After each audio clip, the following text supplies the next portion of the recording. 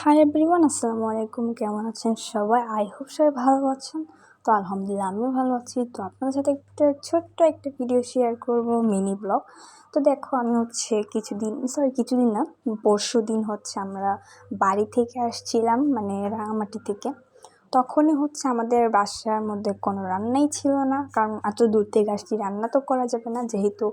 তো এরপর আব্বুকে বললাম যে তুমি খাবার নিয়ে আসো। তো আব্বু যে খাবার নিয়ে আসলো, বললো যে আজকে আমরা সবাই একসাথে খাবো, একটা থালিতে নাও।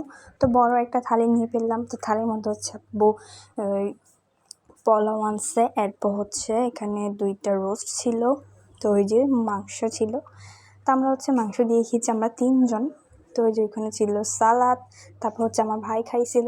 আমার ভাইকে একটা মাংস দিয়ে দিয়েছি, আমি আর আমার আব্বু একটা দিয়েই খেয়েছি। তারপর এটা শুকনো মরিচ না, কাঁচা মরিচ ছিল।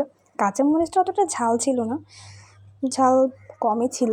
তো এক এক করে আমরা খেয়ে ফেলতেছি, এই যে ভাত খাচ্ছি। আসলে ওই দিনের ভাতটা আসলে অনেক মজা হয়েছিল। আমার ভাই বলছিল যে বিরিয়ানি খাবে, কিন্তু আমি বললাম যে আব্বু আমি বিরিয়ানি খাবো না, আমার আসলে বিরিয়ানি খেতে তেমন পছন্দ না। কারণ বিরিয়ানি একবার খেলে এরপর আমার খেতে ইচ্ছে করে না, ওই জন্য আমি আর বিরিয়ানি আনতে বলিনি। তো বললাম যে সাদা ভাত নিয়ে আসিও বা মাংস নিয়ে আসিও। তা আব্বু পোলাও নিয়ে আসছে।